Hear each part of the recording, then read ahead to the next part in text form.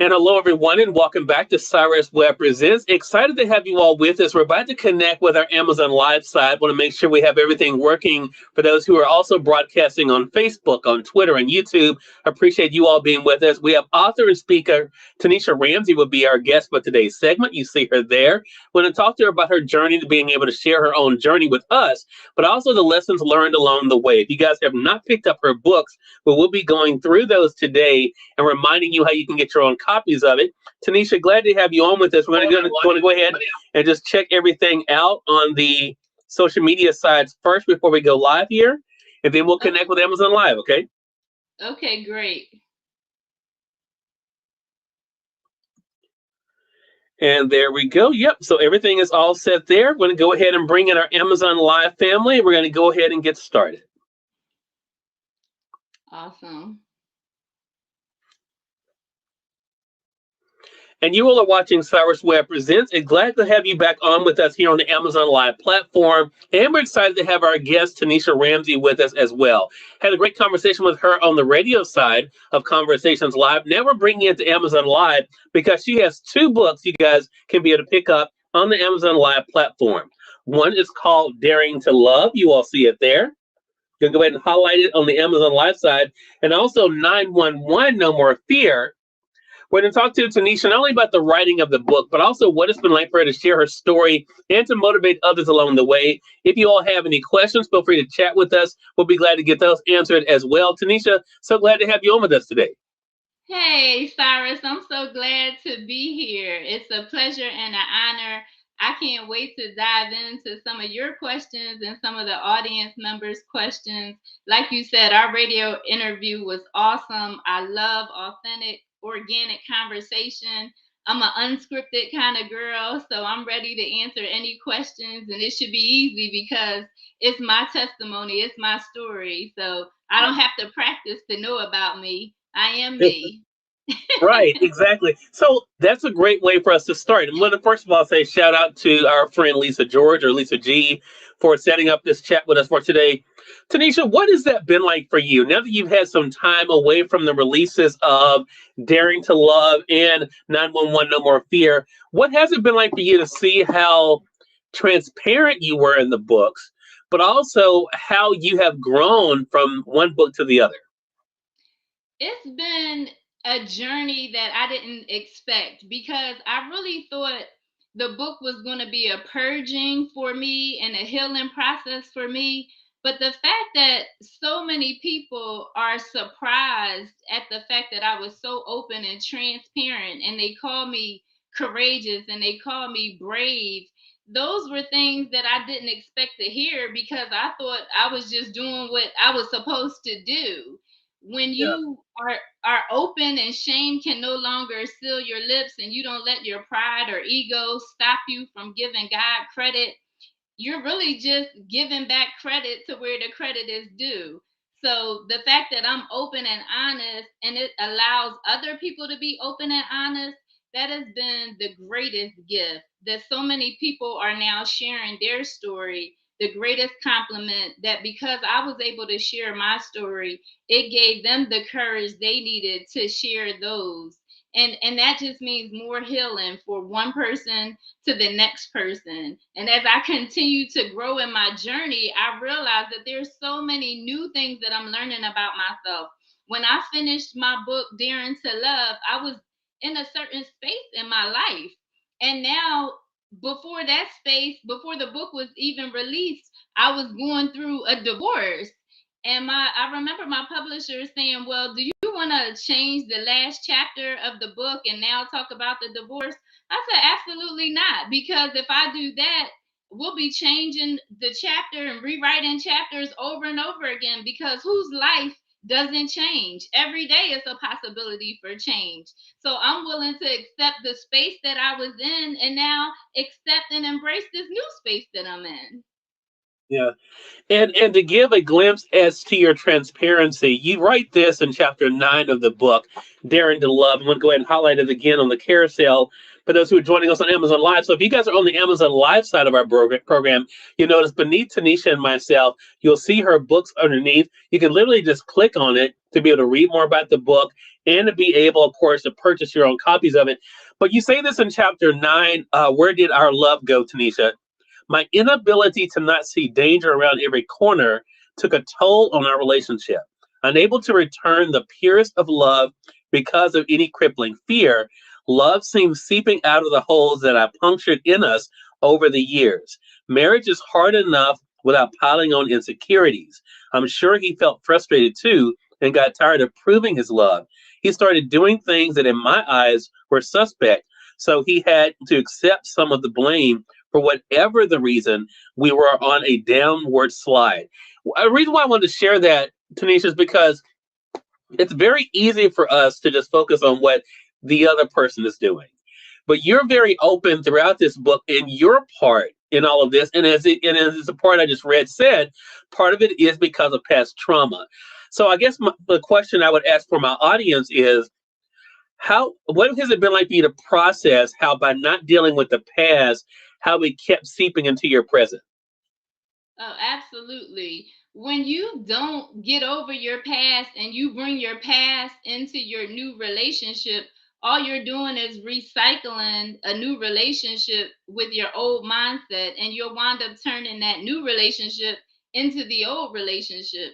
As a matter of fact, you'll actually keep attracting those type of people who are used to shielding their heart, are used to keeping secrets, who aren't very open in themselves at all, because you attract what you really are. So when you continue to bring those scars with you, you're going to attract people that are bringing scars with them, and both of you become very suspicious and don't even really believe that someone could love you with their full heart. And so when you don't believe someone could love you with their full heart, you're unwilling to give your full heart. And so you hide behind the words, I love you too, many times, because you're just trying to protect yourself. So I now know that when I give all of myself to love and allow God's love, and God's love is what protects me, because I know God loves me now, and I give my heart to God. My heart is in his hands, so it'll never be broken again. So what I give now is the overflow of my love. I don't give my heart, I give my love. My heart got to stay in God's hands, because that's where it belongs. Rick, appreciate you following us on the Amazon Live side. Rick says, Amen to you, Tanisha.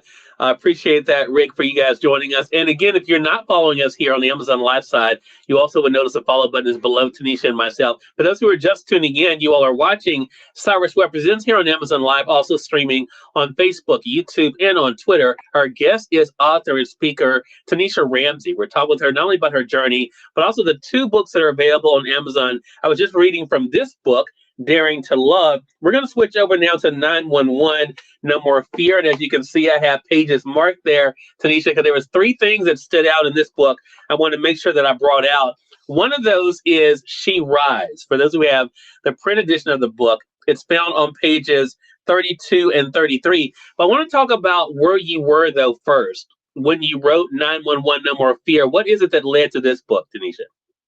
I wrote that a lot of those poems I wrote were in my prayer closet. It was a place where I was healing, and just God was downloading different things into my spirit to release. And so to say that I could have wrote that book at any other time, I couldn't have, because those books, like I said, were written in my prayer closet, where I was ready to just be completely honest with me, completely honest with where I was, where I am, and where I'm going to be. I love Maya Angelou, so her version of She Rise is a lot different than mine, because I rose out of a lot of dirty things, but you know that I am that diamond in the rough, and you got to brush diamonds off to see their purity. So I wouldn't change the dirt that was on me, because seeds have to be planted in dirt in order to grow. So I've always been God's seed. I just had to be planted, and now I'm growing into the beautiful woman that God created me to be. A bit of what you wrote in that poem is this, Tanisha. She rise from the days of playing games and telling lies, yes, many lies, to getting lost in his word where time seems to just fly. She rise from the days where her heart could never pry open. I mean, never, ever, forever, ever be pried open. To loving a God that has made her personal token. No more beatings and no more chokings. She rises from the days of hiding behind fake smiles and superficial strength to receiving his grace with unlimited depth. Her life is no longer a mess. She is done with all the everyday stress, only towards the mark which she continued to press. I want to talk about the role of faith in this for you. How has your faith not only helped you through what you've been through, Tanisha, but reminded you of what you are worthy of? Wow. My faith is the rock of who I am now. My God, because I used everything to validate me. I used my looks to validate me. I used my degrees to validate me. I used my everything else but God to validate me. And when you do that, when those things are taken away from you, you feel like you're not valuable. You feel like, oh, if I don't have this, I'm not valuable. If I'm not doing this, and realizing that I'm not what I do, but I am who I am, which is a child of the Most High God, that takes away me changing based on circumstances, or that takes away my value being associated with any circumstance. The only circumstance that'll never change is who you are in God. And because of who I am in Him, it allows me to be my authentic, pure self in any situation because I know that I've been called and I know I'm worthy. He calls me magnificent. He calls me first and not last, the head and not the tail. When I didn't know who I was, it was easy for me to do things like lying, being manipulative, being, an adulterer, being anything other than what I really was called to be. Was I a good person? Yes, of course. I'm a registered nurse because I love people. So I always had a nurturer's heart. It's not about being good, being a good person. It's about knowing who you are and whose you are so that you can become the authentic version of yourself where a circumstance doesn't define you. Neither does a marriage, neither does a title, neither does the amount of money in the bank. Yeah, I'm going to read from Awakening here in a bit, but you just said something made me want to widen out the conversation because, as I said, you're not only an author, Tanisha, but you also are a speaker as well. You know, there are a lot of people that are hurting right now, and there are a lot of people who are going through a lot of uncertainty, and some of it may be self-inflicted, others because of just how the world is changing, right? And they're having to adapt to it. What has that been like for you to see how your story and your journey has helped to inspire others to keep going? Well, the fact that God would even use someone like me, and I always say, God knows my life wasn't pretty. I don't act all high sedity. I don't act like I'm more than what I am. But I think the beautiful thing about being that type of person is I'm very relatable. I know what it's like to not know where your next meal is going to come from or how you're going to pay your rent. Or I know what it's like to feel like you never get chosen or for people to judge you based on the color of your skin. One thing that I used to be judged a lot about was from my own people, was just because I was light skinned. People thought I was better than them. Some people thought I was better than them. And then that made me not want to embrace my own beauty. I didn't like the fact that I was beautiful. As a matter of fact, I didn't see what they saw in me. But what they really saw in me was my spirit coming through. And now that the most beautiful part of me, and I always say the best compliment that I've ever gotten in my life is when I walked by someone and they said that my spirit was beautiful.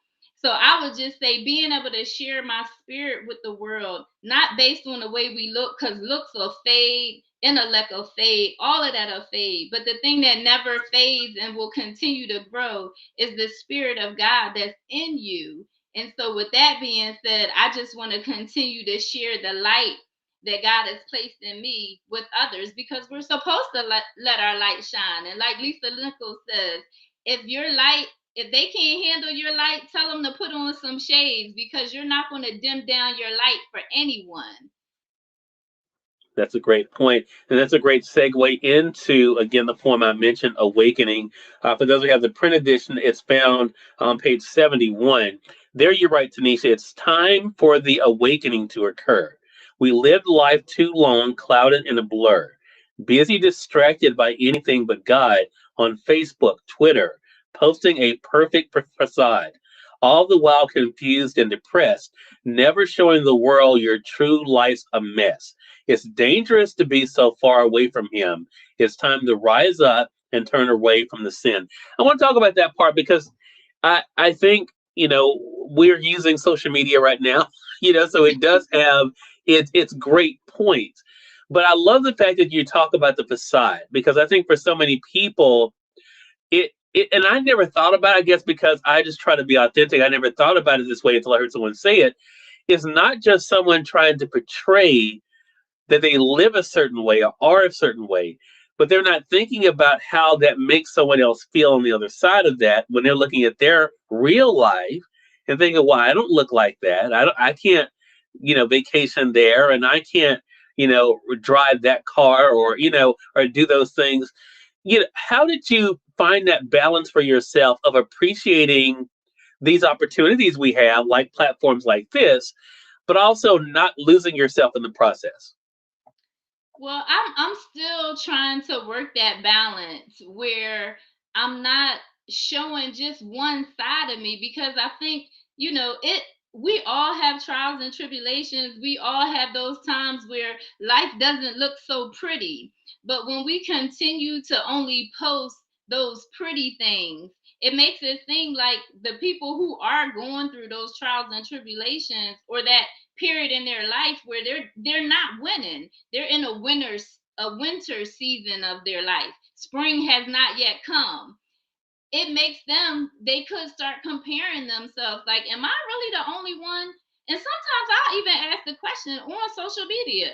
I'll say, am I the only one that has questions like this or thinks like this? Am I the only one going through this? Because I don't hear anyone talking about the downside. I don't hear anyone, I hear everyone talking about pivot, but I don't hear anyone talking about the pain that you feel and the failure that you feel when something that you worked all your life for isn't working out.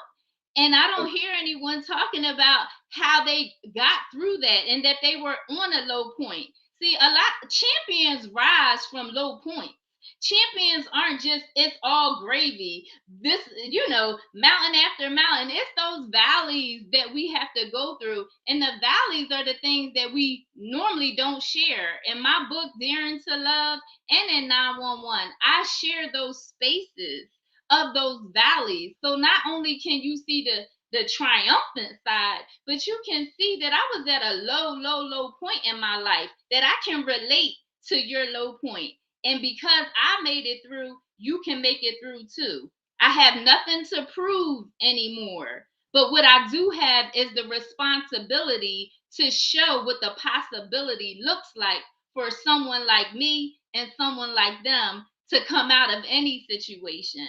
So I always try to remind myself to keep it real. When I had a miscarriage, and I was so excited about my pregnancy. And this happened almost a year ago. I was so excited about my pregnancy and, was giving God all the credit for the miracle. At the same time, I had to then repost me in tears because it was painful to lose that miracle. And then I had to come full circle and repost, but God knows what's best, because if I would have went on with that pregnancy and died in delivering that child, then everyone would have said, I wish it never would have happened. So we got to trust God and trust everything that He does in our lives, and be willing to not only show perfection, but show those areas where we're being vulnerable, because your vulnerability does not make you weak.